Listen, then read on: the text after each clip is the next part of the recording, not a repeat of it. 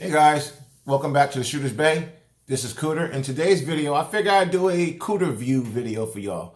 While I'm in front of the camera instead of behind the camera reviewing the product. We did two really good ones today. We did the FX9 pistol. I hope you guys enjoyed that video. And we did the Bulldog tactical bag. I hope you enjoyed that as well.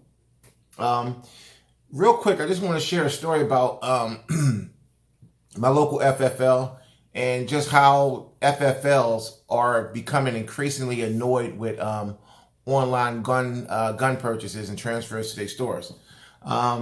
So real quick, I went to go pick up the FX9. Hold on one second, guys. Get the FX9 here. I went to go pick up the FX9 from my local FFL, and he was really nasty this time around. Now, I admit, I've purchased maybe 3 guns from him, but the rest of my guns I bought online, and there's a reason for that.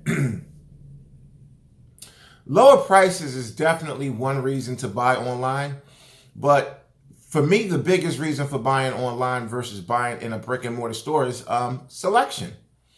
When I go to my local FFL, or local gun store, I say, the selection isn't good. Now, I'm not fortunate enough to live in a place where you got big, super gigantic gun stores like Bud's or Kentucky Gun Company and so forth and so forth. In my immediate area, the local gun stores, which is few and far between, has very, very limited selection. And when you go in to look for something specific, they don't have it. They try to sell you something else. And sometimes something else is okay. But a lot of times, us gun guys, we know exactly what we want. You get an itch for a certain gun, and the only thing that's going to satisfy that itch is that gun. Like for me, I wanted a nice pistol caliber carbine this time around. So, like I said in the unboxing video, I narrowed it down to 3 from a whole bunch. Price do play a part in gun selection, at least for me it do. So when I went to go pick it up, he said that he had the Ruger PC carbine. That's not what I was interested in. And besides, it's too late. It's here. I'm here to pick it up and pay the transfer fee. He was really, really hot. And I noticed with another FFL that's not too far from where I live at, I just called him on a whim just to see how much he would charge me for an online transfer. He told me $80 per gun. And he said the reason why he charges $80 because he wants people to buy the guns from him. Well, that's great if you got it. So I'm just going to show you guys a couple of guns that I purchased online that I couldn't find in store. Believe it or not, my FFL, my local gun store, did not carry the CZP-07. I have 3 local gun stores that's pretty much within striking distance of my house. None of them had this gun. Okay? So, if I wanted it, I had to order it online and have it transferred to him.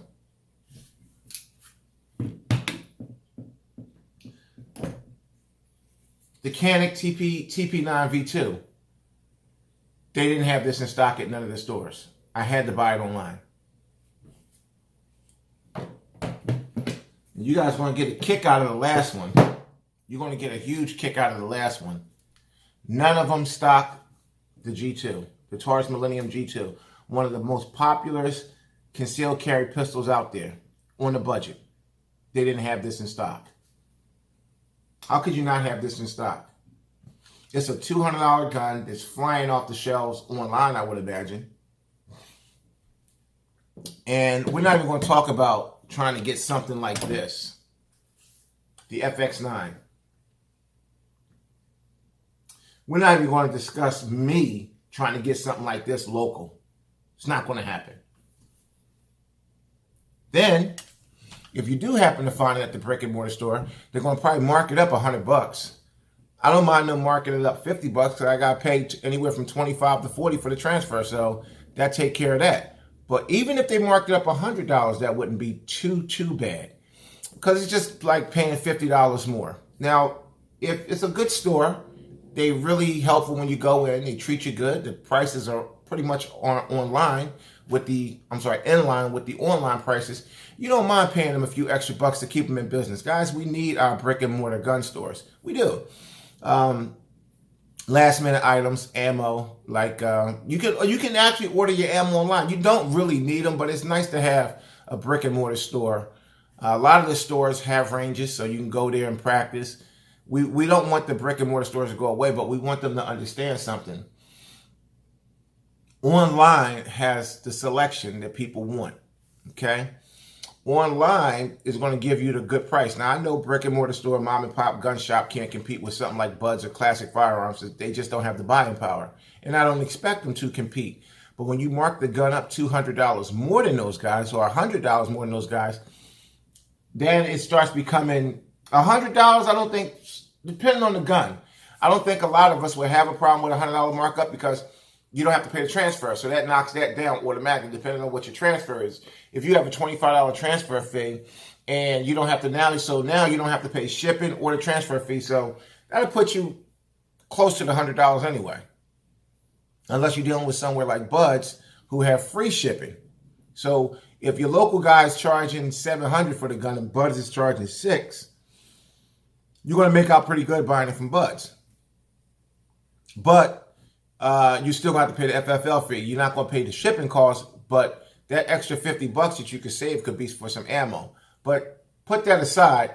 The $50, like I said, if it's a good store, they've been around for a while, they treat you pretty good, and you can go in there and get deals from time to time, just pay the extra money to them and buy it from them just to keep them in business. Because I'll be honest with you, gun stores don't make a lot of profit off of guns.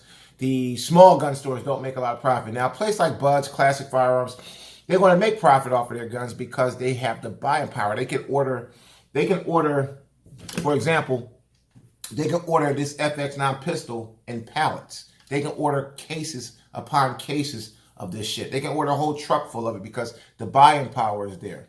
So with them buying them in such a large bulk, they can offer you a discount and great packages like they did with this one. A decent price with a great package because of their buying power, and I understand that. My local gun store wouldn't have been able to give you the package. He probably wouldn't have been able to sell it to you for $650. He would have had to probably mark it up to $7.25 at least with no package. So I just really wanted to bring this video to y'all because I really want to hear down in the comments, what is y'all experience with FFLs? My guy, he's been pretty good for years, but I see that he's becoming frustrated with all the online purchases. He really got beside himself when I bought this online. Glock 19. Now, there's no reason why anybody should have to buy a Glock online. Glock prices, whether they be online or even in brick and mortar stores, are pretty much the same. Now, the only reason why I bought this one online is because, look at it.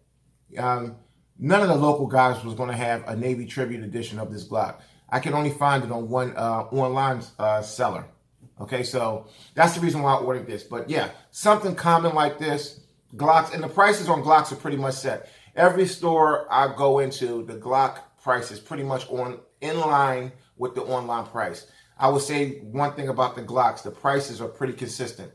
A Gen 4 like this is probably about $500 in store and online, and your Gen 5s are probably about $570, both online and in store. So yeah, I can see I'm getting a little ticked off with me buying this, but again, look at it.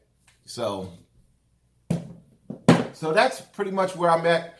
I just wanted to make this video real quick because my guy, he was a little nasty yesterday when I picked up the FX9. I picked up a lot of stuff lately from there on the transfer, and that could have been purchased from him.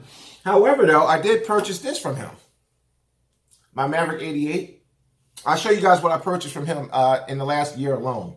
This Maverick 88. Now, again, he charged $240 for this out the door, where some of you guys got Walmarts and Dick's that sell guns. These are about $170, $180. So again, he marked it up a little bit, but I was okay with that. I didn't want to order this online for $200 and then have to pay a $40 pickup. I just paid it to him and walked out the door with it for $240, which would have been the same as me ordering it online anyway.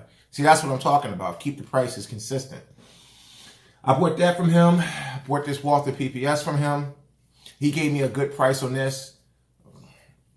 What else did I buy from him? I bought this from him, and he gave me a good price on this. Okay. Now, the prices on these two was, at the time that I purchased these, the prices was in line with the online price, so I just bought it from him.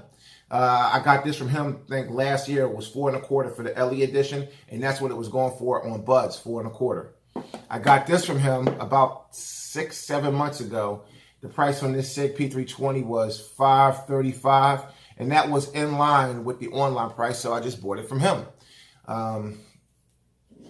So in the comments, drop a little line down there. Let me know what you guys think about the FFLs.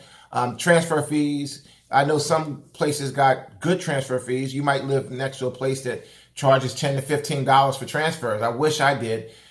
Where I live at, the cheapest transfer I'm getting is $40, all the way up to $80 for a fucking transfer.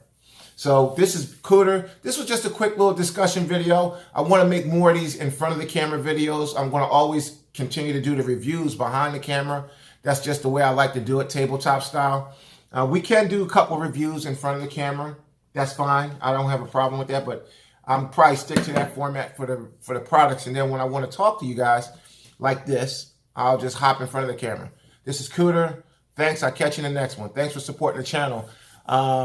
We're growing, and I want to continue the growth. I want to continue to bring you guys great content. I want to bring you really nice guns like the FX9, something that you don't see a whole bunch of coverage on. It's out there on YouTube for sure, but I want to start bringing you guns ahead of the curve, ahead of the pack. And for that, I need your support. Now, the only way that I'm going to ask you guys to support this channel is all you have to do is subscribe, like, and share the videos. That's it. There's no Patreon. There's no PayPal. There's no asking you guys for money or any of that. Just subscribe, like, share the videos, and you'll support me. That's all I ask. This is Cooter. I'll catch you in the next one. Thanks for watching, guys.